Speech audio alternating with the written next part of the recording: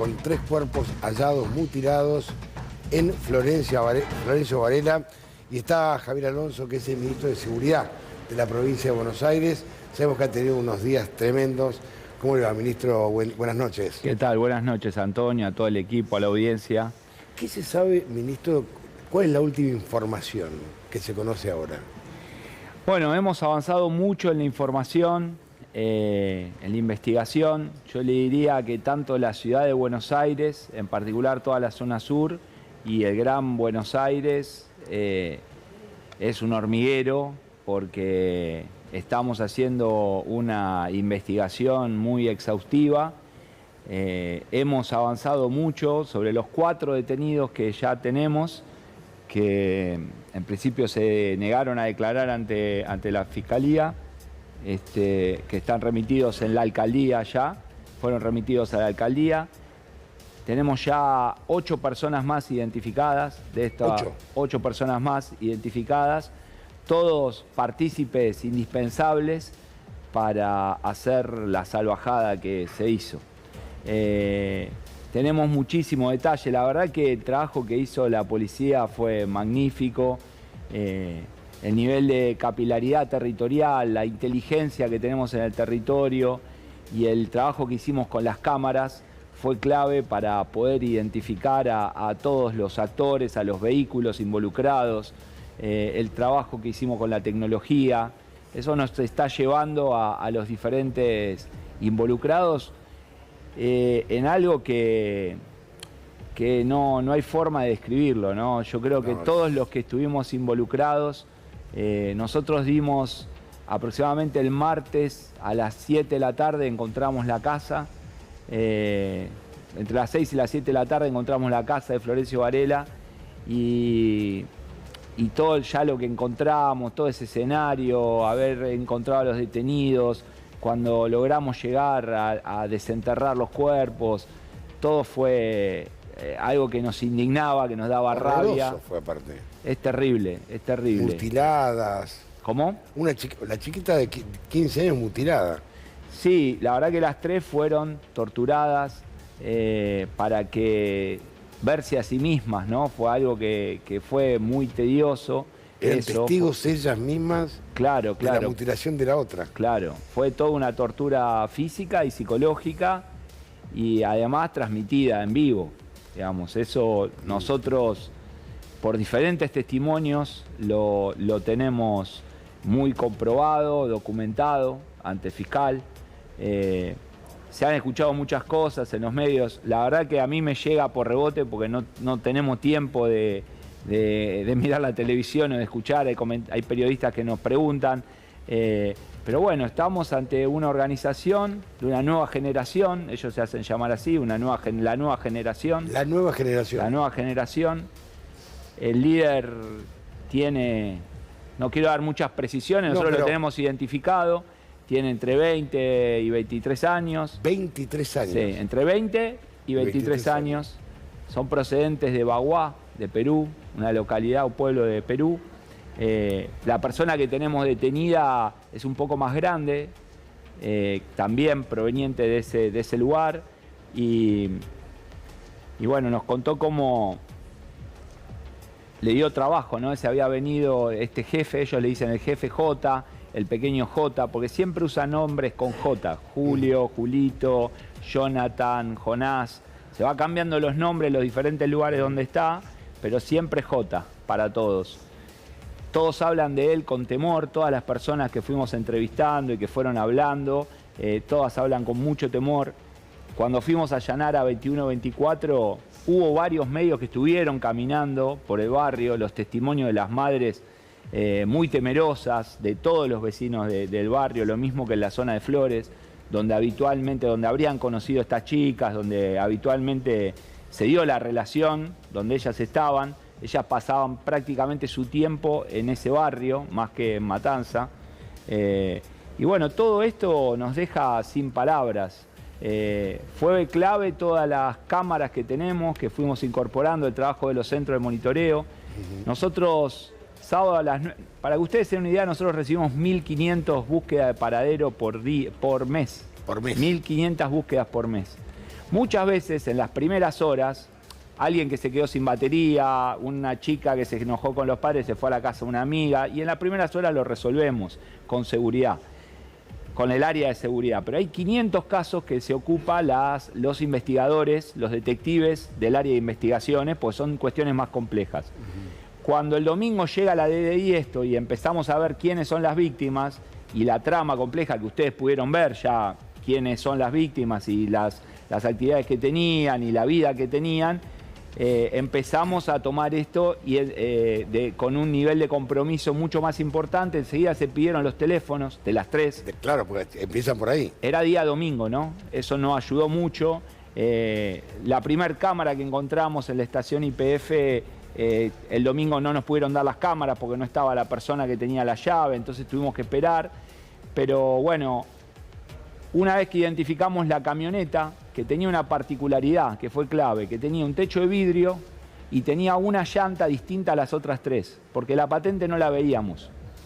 Entonces, a partir de que los teléfonos nos señalaron el camino, que fue Matanza, General Paz, Loma de Zamora, Quilmes, Berazategui y Florencio Varela, más la autopista de Richeri, enseguida mandamos a los diferentes peajes de Hudson, de Lomas, de Quilmes, de Berazategui, de la Capital Federal, brigadas a poder mirar las cámaras, y en Lomas de Zamora pudimos identificar las camionetas por esas características particulares, encontrar la patente, y unas horas después nos dimos cuenta que la camioneta estaba adulterada, porque la camioneta original era una Tracker blanca sin el techo, era una camioneta base.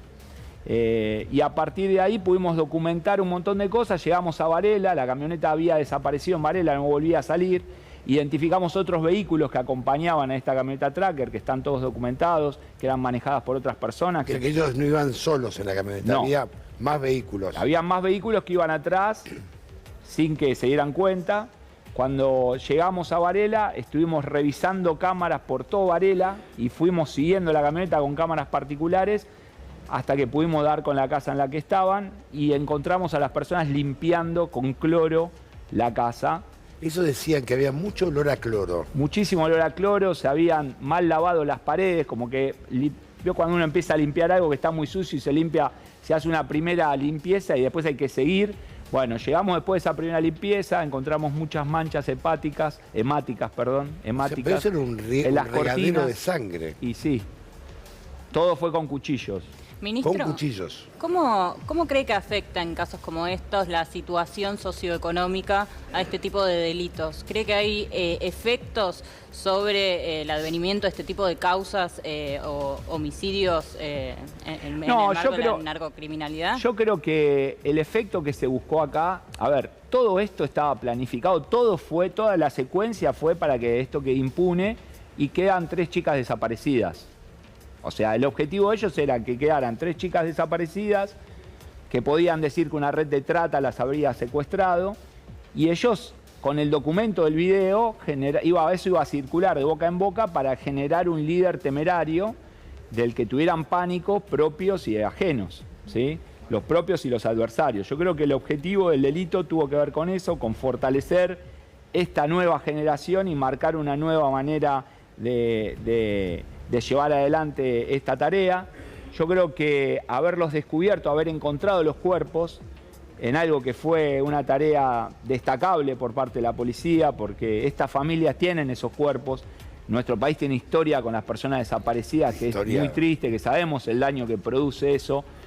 Desaparecidos en la dictadura y también desaparecidos en democracia, personas que nunca más se encontraron, ¿no? El caso de María Cash y otros casos que no sabemos qué fue de esos casos. Entonces, haber encontrado a las chicas es muy importante. Y después todo lo que estuvo atrás de eso nos da una idea de la magnitud del horror. Ahora, ministro, lo interrumpo en esto un segundito. Ahora, se grabó, se filmó por Instagram o TikTok, no sé, TikTok. ¿No? Ahora, y aparentemente es otra plataforma. Nosotros tenemos los testimonios que nos llegan de primera mano. Sabemos que tenían diferentes cuentas de redes sociales. Aparentemente también en los teléfonos que secuestramos encontramos una plataforma, una red social, una aplicación que es para hacer comunicaciones encriptadas, que es muy utilizada por los narcos y puede ser que se haya utilizado con esa plataforma. es lo de menos qué plataforma se utilizó. Pero esto para el escarmiento, para que me haga algo así. Exactamente, había gente que estaba mirando eso y la frase era: esto le pasa a los que me roban, esto es lo que pasa al que se mete conmigo, con la droga. ¿Esto es lo que habido una mexicaneada, por ejemplo? No sé. Yo creo que pueden haber pasado muchas cosas. No hay que buscarle explicación al salvajismo. Hay 3 víctimas. Nada justifica lo que hicieron. Nada. Puede haber sido cualquier acto que haya desafiado la autoridad de esta persona. En general, los líderes narcos, cuando les roban droga, ejercen, y esto también pasa con varones, no solo con mujeres. Digamos, los vendedores de drogas muchas veces son adictos. Son personas que consumen, que están en mal estado de salud y muchas veces terminan consumiendo lo que tienen para vender, y en ese caso son ajusticiados y muchas veces con castigos ejemplificadores. Eso pasó en diferentes momentos. Yo creo que hay una violencia, hay una condición de mujer de las chicas que por supuesto hay que tener en cuenta, pero yo creo que aquí hay una cuestión que tiene que ver con la violencia del narcotráfico. Y creo que toda esta violencia tiene que ver con una dinámica que vino de otros países, que no es nuestra. Nuestro país, como dice la ministra Burrich, estamos viviendo en este momento el país con menos homicidio de América Latina. Eso es una ventaja que nos muestra como un diferencial y que tiene que ver con que en nuestro país no existen estas prácticas, que tal vez existen en organizaciones criminales en otros lugares de América, de nuestra región. Nuestro país no es tan violento, no tolera este tipo de violencias. Ahora bien, me parece que el gran desafío acá es entender que la división entre Rosario y Entre Ríos, entre Córdoba, La Pampa o la provincia de Buenos Aires, la ciudad de Buenos Aires, es absurda para los narcos. Nosotros lo decimos desde que yo asumí, yo dije, el principal problema que tenemos nosotros en la provincia es la droga. Y la droga entra a 2.000 kilómetros. Pero entonces yo ahí lo detengo. Fíjese, un barco en Filipinas con 500 kilos de cocaína lo denunció el capitán del barco. Sí. ¿Se acuerda el avión que quedó en un barranco que casi cae al río Carcarañá? Lo encontró un gaucho. Entonces, el robo a la casa de Pampita, hay 3 detenidos chilenos que ingresaron de manera ilegal por la frontera y por un puesto donde tienen que controlar gendarmería. Entonces hay una falta de control, me parece a mí, en las fronteras, que es temerario. Yo creo que tenemos que fortalecer. Mire, yo lo dije mucho estos días, yo creo que este horror nos impide avanzar con el caranchismo de la política, con la interna, con la grieta, con todas las divisiones. Yo creo que nosotros le debemos a esas familias, a las diferentes familias que sufren tanto la enfermedad de sus hijos como la violencia de estos grupos, lo que le debemos es que nos sentemos en una mesa los diferentes actores y que lo resolvamos, porque esto lo arreglamos entre... El general Perón decía, esto lo arreglamos entre todos o no lo arregla nadie. Sí. Con el narcotráfico pasa lo mismo. Nosotros necesitamos sentarnos en una mesa y resolver estas situaciones. No puede ser que estemos discutiendo lo que está pasando. ¿Quién es el culpable? Exactamente, yo creo que está claro cuál es el problema, está claro lo que tenemos que hacer. Nosotros estamos demostrando cómo es posible encontrar a estas víctimas, cómo fue posible encontrar estos cuerpos, cómo estamos con voluntad y decisión política, con la ayuda de la Procuraduría de Narcotráfico de nuestro país, con la Procunar, con el apoyo de la Procunar, con fiscales y con jueces de garantía que tienen el coraje y la decisión de avanzar y la decisión de nuestro gobernador de poner límites. Estamos avanzando, desarticulamos 200 organizaciones criminales. Mire, este año, la fiscal de homicidios de Matanza, con el fiscal de drogas de Matanza, el juez federal Culota, Morón, ¿sí? Trabajamos y 22 homicidios que tenían sus culpables presos nos permitieron articular esos homicidios y meter presos a los 7 líderes de una banda que había mandado a hacer esos homicidios. Entonces, ese es el trabajo que tenemos que hacer. A nosotros no nos podemos quedar con estos 4 presos que encontramos en Florencio Varela. Que la pericia de los teléfonos ya está demostrando que estuvieron a la hora del homicidio en el lugar del hecho. Con lo cual ya están muy complicados. Ya no, aunque se nieguen a declarar, están complicados igual. Están complicadísimos. Entonces, no nos quedamos en eso, avanzamos. Tenemos a los 8 responsables. Yo lo lamento si a algún dirigente político le molesta que esta banda trabaje en la capital federal. Pero la verdad es esa, trabaja en la capital federal, están expandiéndose al sur. La casa de Florencio Varela era un punto de logística desde donde salían personas a pie con mochilita que iban caminando, iban en colectivo a barrios a vender en una esquina Tusi, la droga Tusi. Sí, sí, la conozco. Bueno, entonces, la verdad es esa. Esta es una banda que trabajaba en la zona sur, en la parte de Flores, que tenía un vínculo con esa colectividad. Estas chicas estaban ahí, por alguna razón quedaron vinculadas con ellos y el homicidio se produce en Florencio Varela. Ahora, no me importa de quién es la culpa, lo que importa es que los persigamos y que evitamos que vuelva a ocurrir otra Morena, otra Brenda, otra Lara y otros tantos miles de pibes que están castigados como soldaditos. Hablamos de Agustín Osorio, tiene una captura internacional, ¿no? Pedida a Interpol. Vamos a ver, ahí está. Ese muchacho, ese delincuente, ese asesino, es el principal jefe de lo que ellos llaman los perros. Los perros. Los perros. Ellos a lo que habitualmente se le dice soldadito, ellos en esta organización los denominan los perros. Y es el principal custodio de el pequeño J, de quien ya tenemos el nombre, el apellido, tenemos la cara, sabemos quién es perfectamente. Y este es el principal custodio de él que... ¿Una suerte de sicario sería? No, son los que venden, son los que fueron el día viernes por la mañana, fueron a hacer el pozo, que tenía más de 1,5 metros de profundidad, varias horas antes de que lleguen las chicas a esa casa. ¿Sí? Las chicas llegaron, le pusieron una mordaza, le pusieron una cinta adhesiva en la boca, subieron la música y a partir de ahí empezó el castigo. Entonces, no son solo los 4 que estuvieron ahí. Hubo un auto que se fue de ese lugar, la camioneta la prendieron fuego a 100 metros del lugar. Esto es lo que me llamó la atención a mí. Tan cerca, ¿por qué tan cerca? Lo que pasa es que ellos lo que buscaron era entregarnos también un culpable. Ellos buscaron entregar un culpable que eran estos 4, por eso la camioneta la prenden fuego cerca de la casa. Si usted recuerda, hubo un homicidio y una desaparición de 2 chicos, también en esa zona, en el fondo, que quedaron 2 cadetes de policía, Centurión y un policía de la provincia que quedó preso, que aparecían comprando combustible en una estación de servicio, y que para nosotros siempre hubo sicarios que se ocuparon de hacer ese asesinato y que expusieron que por supuesto ellos eran parte del problema, pero que fueron expuestos en la Cámara. La Procunar está avanzando mucho en esa investigación también, porque nosotros tenemos límites en lo que podemos investigar. Por eso necesitamos que los fiscales y los jueces provinciales trabajen con los federales. Lo que necesitamos es fortalecer las fronteras, lo que necesitamos es que todas las jurisdicciones trabajemos con el mismo compromiso. Necesitamos equipos de investigación, necesitamos equipos de lavado de dinero, necesitamos detectives, necesitamos que en cada economía regional, porque lo que hay que entender es que la droga sigue el dinero, ¿sí? Y que hay dinámicas económicas que se instalan en diferentes lugares y en cada economía regional nosotros tenemos que tener un nodo de investigadores. Pero, ministro, usted dio una tecla, ¿no?, que es el paladar negro del narcotráfico, que es el lavado. Claro. Exactamente. Mire, hay un dicho en esto que es clave. Usted sigue la droga y llega al consumidor.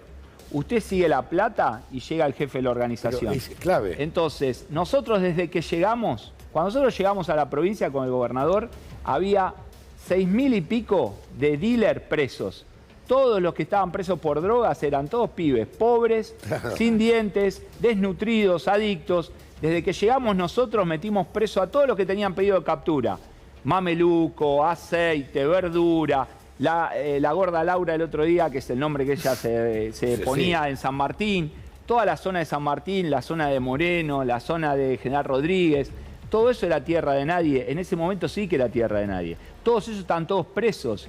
Yo le di la lista de esos líderes, Burris los puso en aislamiento. Ahora, nosotros necesitamos frenar esa situación. No, trabajar en conjunto, porque si no... Porque, a ver, escuchemos un poco. ¿Usted se acuerda el sicario que en plena Recoleta mató a un líder narco? Sí, me acuerdo.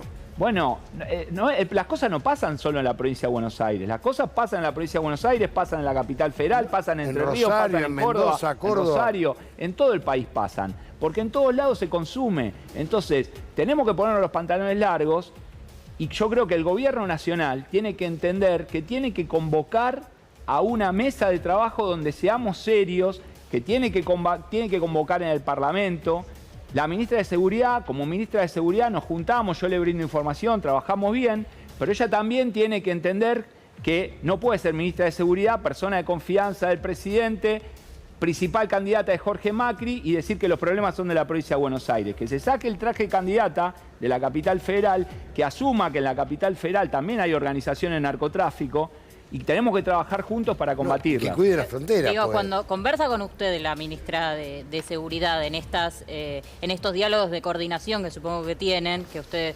menciona, a usted también le dice este discurso que recién... Nosotros trabajamos muy bien con los equipos técnicos, hay un trabajo que está perfecto. Ahora estamos en el medio de una campaña. Ella está haciendo declaraciones donde parece que todo pasa en la provincia de Buenos Aires. La ministra va a ser candidata a senadora por la capital federal. Bueno, que empiece a hablar qué pasa en la capital federal con las organizaciones de narcotráfico. Porque este versito de que el enano soviético, el baño de sangre, de que todo el problema es el conurbano, que es tierra de nadie, que todo es un baño de sangre, ya estamos cansados de eso. Y el resultado de la elección en septiembre le demostró al gobierno nacional que el pueblo de la provincia de Buenos Aires está harto de que lo menosprecien y de que lo maltraten. Entonces acá hay que sacarse la venda, dejar de tapar el sol con la mano, entender que en la capital federal también hay un problema y tienen que ponerse a trabajar. Yo lo escuchaba al periodista hablar lo que se puede hacer con este fondo. Estos fondos equivalen a 2,5 veces lo que nos quitó Milei para el Fondo de Seguridad. Milei está desfinanciando la seguridad. Se pueden comprar 25.000 patrulleros con esta plata. La Policía Federal no tiene un patrullero, la Gendarmería no tiene un helicóptero. Las fuerzas federales están yéndose, los efectivos están yéndose por las condiciones de trabajo que tienen. Entonces hay que ser serios, tenemos que ser serios. Yo no quiero hacer de esto un caranchismo político, pero tenemos que ponernos los pantalones largos, tomar las decisiones que hay que tomar, tener una fuerza que sea capaz de encontrar a las 3 chicas como fuimos, una fuerza que investigue, que dé con los líderes, que los identifica y que los meta presos. Entonces, para eso nosotros estamos. Para las chicanas absurdas, a nosotros no nos van a encontrar. Pero aparte de un tema tan sensible como este, no hace falta chicanear. No es necesario ni caranchear, mucho menos. Escucha lo que decía el obispo de San Justo. A ver, pongámoslo. Pasa en San Justo, Matanza...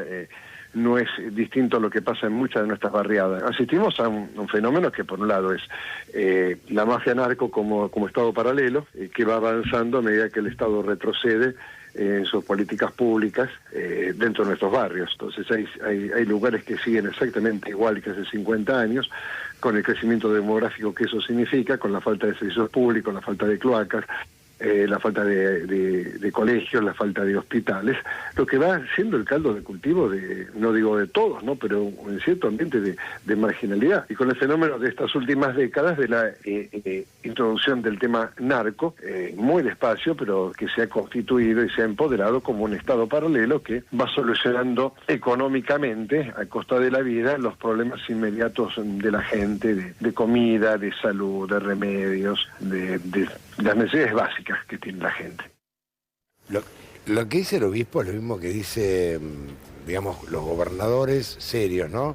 Cuando se va el Estado, lo ocupan las bandas. Mire, el Estado nosotros trabajamos muy cerca de todos los curas villeros, porque los curas villeros hacen un trabajo muy importante con los hogares de Cristo, se ocupan de los pibes que son víctimas del narcotráfico, muchos pibes que fueron soldaditos, ellos refugian a muchos de esos pibes, y por eso también los narcos los buscan agredirlos. Y nosotros los cuidamos mucho a los curas villeros. Yo lo que le puedo decir es que el Estado de la provincia de Buenos Aires hoy le está dando de comer a 5 millones de personas por día. 5 millones de personas por día comen en las escuelas, comen 2,5 millones. Los pibes se llevan, además de comer, se llevan la bolsa de comida para la casa. Hay hambre, ¿sí? Hay un montón de familias que no tienen los remedios. Yo escuché escuchas de organizaciones narcos donde hay madre del barrio que le piden al narco que le pague los remedios, ¿sí?, porque su hijo está muy enfermo. Esa es una realidad. Y aparte hay otra realidad que tiene que ver con las redes sociales, con las nuevas subjetividades.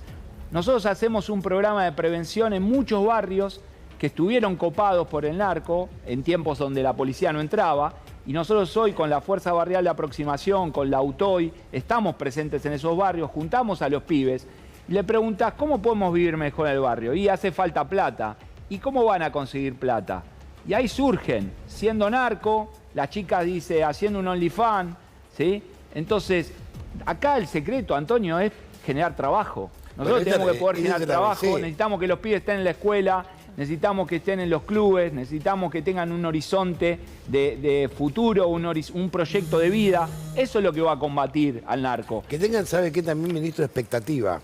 Porque cuando uno ve los puestos de trabajo que ofrecen a los jóvenes, nosotros son de 400.000 pesos, es una falta de respeto. Bueno, estamos viviendo muy mal. Yo le voy a dar un dato. En la provincia de Buenos Aires hay el doble de suicidios que de homicidios. Y eso afecta especialmente a los jóvenes. Estamos viviendo problemáticas de salud. ¿El doble de suicidios? El doble de homicidios que de suicidios. El doble de suicidios que de homicidios. Y eso afecta especialmente a los jóvenes. Lo mismo que diferentes patologías vinculadas a la salud mental, que está asociada a estas nuevas pautas de crianza, a los celulares, a la forma en que vivimos. Entonces, yo creo que por un lado tenemos la organización narco que encuentra las grietas como el musgo que se adhiere a la piedra y que va creciendo, y eso es lo que hace el narco, que se instala en un lugar donde no es un problema de la provincia de Buenos Aires, ni de la capital federal, ni de Rosario, ni de la Argentina, es un problema del mundo y particular de la región. Esta fase de la economía nos genera esta situación. Entonces yo creo que el gran tema aquí es cómo las fuerzas políticas, cómo convocamos a todas las fuerzas políticas para poner un límite a este avance en serio, sin chicanas, armando una estrategia nacional, donde cada región del país tenga un grupo de detectives, tenga capacidad de hacer pericia científica, que tenga su grupo de allanamiento como tenemos nosotros, que tenga sus helicópteros, que tengan la tecnología, los escáneres, la tecnología que tienen que tener para destruir a las organizaciones narcocriminales. Y un dato no son los radares, que Macri cerró la empresa, que no está radarizada la Argentina. Por eso yo creo que hay mucho para debatir. Ojalá que podamos debatir en serio en el marco de esta campaña y que tratemos de no apropiarnos del dolor de las víctimas, que tratemos de apoyar a estas familias y que podamos concretar la justicia que nos están reclamando. Nosotros tenemos identificados a todos los responsables, está muy probado en la causa el rol de cada uno y en las próximas horas, días, vamos a estar desarrollando las detenciones. Puede ser que no los encontremos inmediatamente, que los tengamos que seguir buscando, pero va a quedar claro cuál es la responsabilidad de cada uno de los sujetos que fue responsable de este horror. Javier, ministro, muchísimas gracias. Gracias a ustedes y mi solidaridad con las familias. Muchísimas